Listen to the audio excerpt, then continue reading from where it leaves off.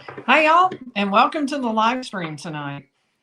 Is Rex Heuermann a mild mannered architect or a cold blooded serial killer who killed 3 people and quite possibly many more? That's what we're going to be talking about tonight. We're going to be exploring the question everyone's asking: who is this guy? We'll be talking about Rex Heuermann, arrested and accused of murdering 3 young women and suspected in the murder of a 4th. But there may be many more. We'll be talking about that. 11 bodies were found on a stretch of Beach Road near Long Island, near where he lived in Long Island, New York. It was 4 bodies that were found buried in very similar ways, not just the 3 he's accused of. And there were 11 bodies total found along that stretch of highway. So the question people are asking is, when those bodies were found in 2010 and 2011, how many of those were attributable to the man now accused of murdering 3 of them? And if he's the killer, did he stop killing then? Or are there more bodies that were just put somewhere else? We'll be talking about all of that, and we're going to be going specifically into what we know about Rex Heuermann now. I cover this case and other trending legal cases, so be sure to hit the subscribe button. We would love to have you along. We go live Monday, Wednesdays, and Fridays at 7 p.m. and sometimes an extra pop-up here or there. We'd love to have you, and if you would, please hit the like button on the video. It'll get out to more people. Rex Heuermann was born in 1964 and raised in a home that was built just a few years before he was born. And I'm going to have some pictures I want to show you too. So let me get ready to share my screen with you. So that's the house where Rex Heuermann was born, or where he lived as a child, with his parents, Theo and Dolores Heuermann. It was a house in Massapequa Park in New York. Rex would later say that his father, I'll go ahead and take it out for it. Rex would later say that his father, Theo, was an aerospace engineer who built satellites and who also built furniture on the side, and who apparently passed the love of furniture building on to his son, who also built furniture. Theo died at just 50, according to city records. At the time, Rex was only 11 years old. Rex Heuermann went to Berner High School in Massapequa and studied architectural technology at the New York Institute of Technology. While he was interning at an architecture company, he met his first wife. She was working as a junior planner for an office supply company in New Jersey. The couple married at St. Peter's Church in New Brunswick, New Jersey, and had 2 children. Their daughter and a son who is reportedly disabled and who may actually be Rex Heuermann's stepson, not his actual biological child. The couple split up probably more than 15 years ago, but the exact timing and the cause of that are not really clear. In 1994, Heuermann moved back into, and we'll share again, that very same house. He bought the house he grew up in from his mother. Year, Rex Heuermann started his own company called RH Architecture Design. Now I want to show you some of their website pages. So frankly, it is an impressive architecture company. Here's an example of one of the pages from it about architecture from the bedrock to the sky. And he designed various types of structures, both residential and commercial, in the area. I'm going to show you a few pictures from that in just a minute so you can see a little bit more about what he did. Now, the firm is located in a Midtown Manhattan building that has a number of companies. Here, I'll do it this way. That way you can see both of us. That has a number of companies in that same building. So it's like a co-working arrangement is what it looks like. Heuermann offered design and architecture services, but he also had a specialty in helping people navigate and get approval for their building projects from the New York City Building Department. He received his architecture license in 1996 and went on to develop what frankly is a pretty impressive, I thought, client roster. Let's take a look at that next. So he lists Foot Locker, Target, Burlington Coat Factory, Cipriani, and Nike. So those were all places he says he did on his website that he did design work for. He had a pretty impressive list of clients that he did work for.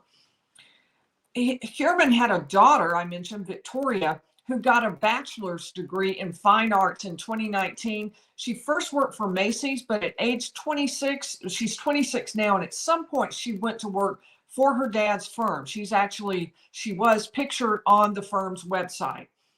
Now, I say was pictured because there was a page on there called Meet the Team that showed 5 people: Heuermann, his daughter, and 3 other people who work for the firm. Now, if you hit that, here's what you see. You just see, we couldn't find the page, error, page has been moved or deleted. So while the website is still up, this particular page showing the other people in the firm has been pulled down. Now, it's available on the internet, but I figured, why, if they don't want their pictures out there, why even go there? But the key, I think the takeaway is that it was not just Heuermann in the firm. Several people worked there. He had a number of people who worked for him, including, most particularly, his own daughter. And there was another woman who worked with him as well. Now, his daughter, it did not specify what his daughter did for the firm. She was the 5th person pictured of the 5. Heuermann came first, and the other woman came second, and then 3 people below that, one of them being Heuermann's daughter. But there was nothing about what she did for the firm in particular.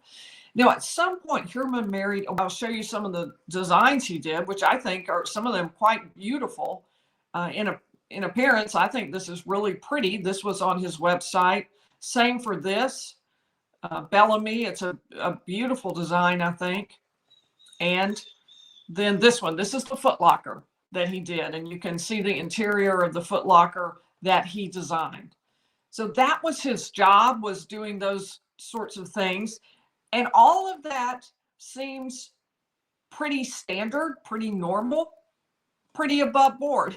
But the police say that Rex Heuermann had another side, a much darker side. And that's what we're going to talk about next. He is charged with 1st-degree and 2nd-degree murder of 3 of the 11 people who were found along the side of that beach road. There were 4 young women who were found buried in very similar fashion near each other. So similar that they became known as the Gilgo 4 because they were found there at Gilgo Beach. Their bodies were bound with belts or tape, and then they were wrapped in burlap. But Heuermann is only charged with murder of 3 of those 4 people who were found there along the beach. 3 of those 4 women, known as the Gilgo 4. He's charged with murdering Melissa Barthelemy, Megan Waterman, Amberlynn Costello, but not yet charged, although police have said he is a suspect in the murder of Maureen Brainerd Barnes. The police say that murder is still under investigation, so he's not being charged with that yet. Now, there were other bodies found. Let me show you a picture so you can see. This is the map done by the police that shows where the bodies were found along the stretch of beach highway that ran through Gilgo Beach. And you can see the 4 women where he's accused of 3 of them were found on the north side of the road, and they were clustered together. Amberlynn, Costello, Melissa, Maureen, Megan, all 4 clustered right there together. He is accused of 3 of those 4 murders and suspected in the 4th. But you can see from this picture that there were also other bodies buried along here. An Asian male, Jessica Taylor, Jane Doe, a female toddler. There were a number of different people, 11 bodies in all, that police found along this stretch of highway. It is not yet clear whether he will be charged with more of these murders or of how many different murders he is suspected of along the beach. For now, we know about the 3 that he's charged with. There is the place where these bodies were found. Let's see. No, the place where these bodies were found is just a short drive from where Heuermann lives, about less than half an hour drive from where he lives. The neighbors have had greatly varying comments. And I just sort of compiled a list of what some of the neighbors or people who knew Heuermann have said, so you could get an idea of what a range of comments about him there were. Most of them, I would say, are not positive. You would probably expect that, especially given the news about him today. But I think you'll be interested to see that they weren't all negative by any means. A former neighbor, Carol Bergen, told Fox News Digital, I better make that bigger. I don't think y'all will be able to read that. Just a second. Okay. Said that Heuermann asked her brother if he had cried at their father's funeral. That's a little strange, and I guess the implication would be that maybe Heuermann himself did not cry when his father died. Of course, he was only 11 years old, so he was obviously much younger than an adult. A neighbor told CBS News, the guy's been quiet, never really bothers anybody. We're kind of shocked. A high school classmate told CBS, I was like, holy crap, unbelievable, right in our town. He was very quiet, dark, kept to himself, and extremely intelligent, very smart. A former neighbor, Rosemary Kafka, said that if he truly did this, he was living a double life. You know, the regular guy who goes to work, has kids in the local school and in a good neighborhood, but he's killing people on the side. So somebody who would be surprised to find out about this. A woman who knew him through weekly networking meetings told Today that she spoke with him just this past Tuesday and said, I knew him as a friend and a colleague, and I am completely surprised. He was very organized. He was very friendly. I did not see this coming. What he said himself is extremely interesting. He was interviewed by a YouTuber reporting on New York real estate, and it's just part of the doing his own particular channel. The guy interviewed Heuermann, and Heuermann said, and he asked Heuermann, if you were to be a tool, what tool would you be? And Heuermann said, I'm a hammer. And he said he would be a carpenter's hammer because, quote, it is persuasive enough. And when I need to persuade something, not someone, something, and it always yields excellent results. And at the end of the project, whatever piece of furniture or what I'm working on, it always helps it come out beautifully. And that's sort of a little, in retrospect, sinister. Certainly nothing that at the time you would be shocked by if someone picked a saw or a hammer. That's just what he was asked, what tool would you be? Then the YouTuber was interviewed by CBS, and this is what he said. He said that Heuermann was very, very imposing. He's a head above me, a very large person. I still remember his handshake when we met. Very strong handshake. It's like you were shaking a very big piece of marble. That's how strong his hand was. So you can see sort of the range across that of how different the reaction was to who he was and to what he was like. Though that sort of reaction gives you an idea of how he managed to hide, if he's the one who did this, within plain view, because the police say he was just like the neighbor said, living a double life. Mild-mannered architect by day, murderer by night. We don't know how many nights. So far, he's accused of 3 murders, 3 specific murders. But that range of comments really, I thought, was telling, because an awful lot of people in that group had no idea and were surprised to hear that he might be the person who killed 3 young women and now is accused of the 4th. Now, he has pled not guilty. And according to his attorney, he said through tears that he did not commit these crimes. His attorney said he considers the evidence so far extremely circumstantial. The judge denied bail for Heuermann, and for now, he's sitting in jail in Suffolk County, New York. Meanwhile, investigators are on the hunt for more information. According to CBS News, they took 4 computers out of Heuermann's office space, and to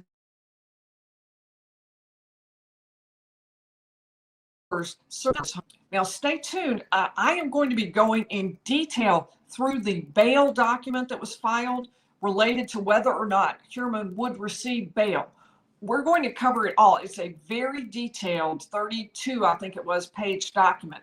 We're going to cover it all, and I may break it into different parts so you can sort of see, okay, here's how the cell phone evidence worked. Here's how the internet searches worked. Here's how following him worked. I may divide it down like that. And I'm so excited about it that I am so intrigued by this that I may not be able to wait until Wednesday. So we may do a surprise video tomorrow Tuesday night. So be sure to hit the subscribe button, because I don't know if I can wait. I really want to get this information out to you. I want to go through this detailed document with you and piece it together. You know, I like to understand things. I like it to be visual. So we'll be looking at the exact document. I may also put together some exhibits depending on whether or not I think it would be helpful as I go through it myself. So if you would, hit the like button on the video and be sure to subscribe, because we are going to be back definitely Wednesday at 7 and maybe even tomorrow night. So I will see you then. Thanks for tuning in.